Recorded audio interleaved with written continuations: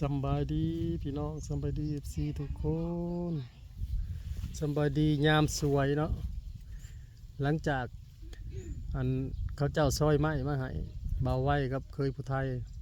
ไม้เฮาเองเนาะแต่ว่าเขาเจ้ามีแต่ซอยผ้านั่นแหละเป็นรูปมากๆเลยเฮาก็สิมาเก็บเมียนกับลูกสาวเฮาคันเฮาบ่เมียนก็มันสิอันน่ะมันสิบิดสิเบี้ยวนี่พี่น้องมันสิบ่งามเขาต้องไว้กองไว้แล้วก็แนแหลบไว้บริปะลุงเอาไปเปิดกองไปโอ้ย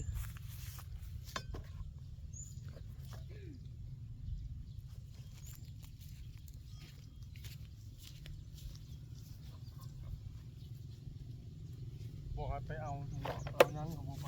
สวัสดีพี่น้องเอาขึ้นตั้งแหลบไว้แบบมา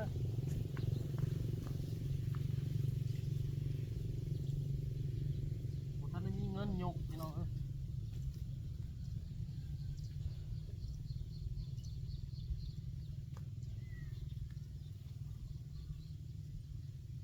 มา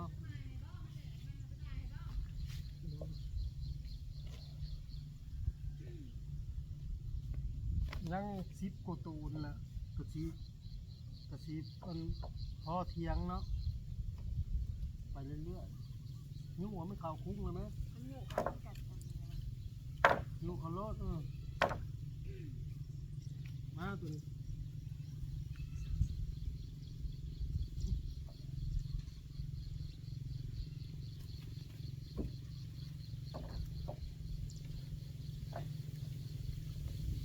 มัน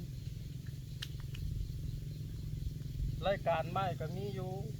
7 เมตรยาวกว่าหมู่แล้วก็6 เมตรเนาะ7 เมตร6 เมตร5 เมตร4 เมตรแล้วก็3 เมตร2 เมตรเนาะพี่น้อง7 เมตรมีอยู่6 ตัว6 เมตรกับ6 ตัว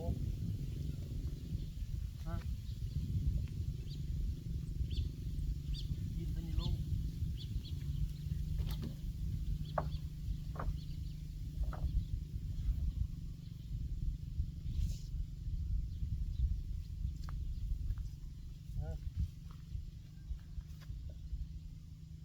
กดดิ1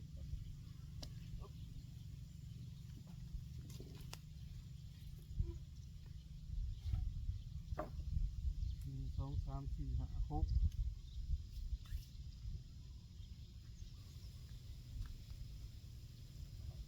นะ7เริ่มตกเลยเขาถีบมือเขาแห้งเดี๋ยวพาตีเอาเด้อบันเสือกเด้ได้มาแล้วก็เก็บรักษาแล้วเพื่อสิได้ปลุกขึ้นเนาะเขาก็เอาหัดไว้เนาะ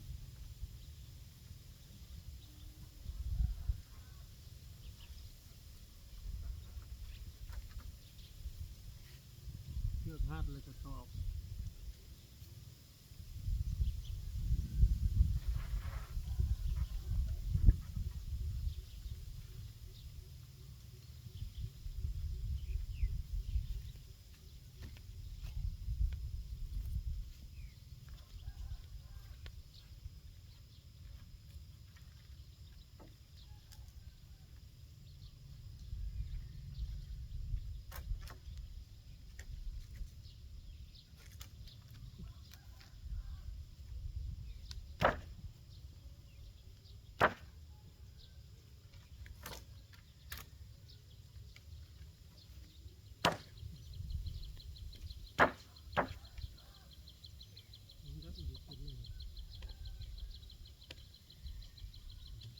7 ตู้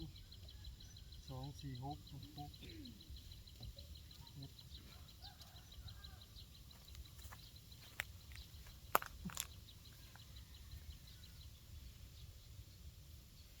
ะลุงกันไหม เราจะไปดู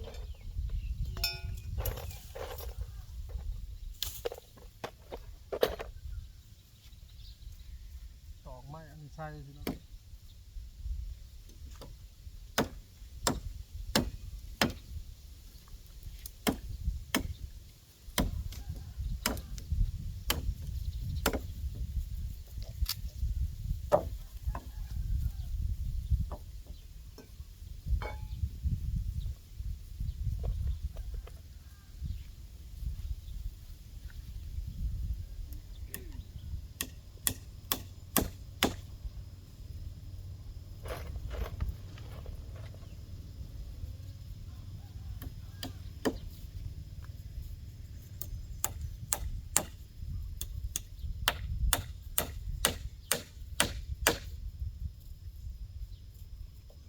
แบบใบให้มันซื่อ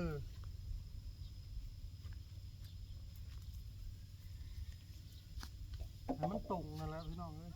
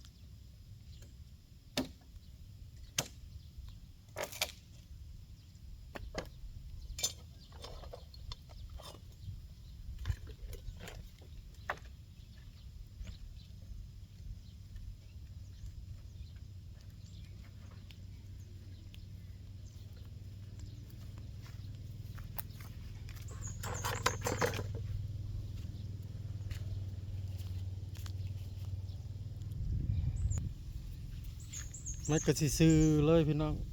มันตรงกันนั่นแหละแล้วเวลาเฮาเอาขึ้นประจับเฮ็ดมันก็สิง่ายเนาะในการเฮาสิทำมันซื่อ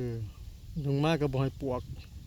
เวลาปวกขึ้นนี่พ้นห้ำมันก็สิลงไปตามร่องมันเลยเฮาเฮ็ดอีก6ตัวเฮ็ดกับลูกสาวเด้อนี่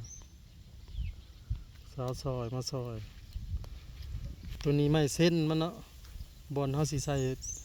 ตอกฟ้ามันน่ะมีอยู่จักรายการบ่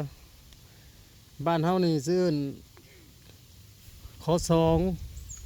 แล้วก็คางกับคือ แล้วก็สีนัวขาว แต่ทั้งฝั่งไทยจักสิว่าจังจันทันบ่กับว่าหยังอีกเฮาก็บ่จักเนาะเฮาเก็บภาพไว้เพียงส่ำนี้พี่น้องพอกันคลิปหน้าสบายดีเช้ากันขอบคุณนั่นคุณป้าเนาะเพิ่นก็ซื้อแต่ปีกแล้วนี่พุ่นแหละซื้อเช้าให้ซุมเฮาก็สานต่อขอบกราบขอบพระคุณเพิ่นหลายๆสุขภาพแข็งแรงร่ำรวย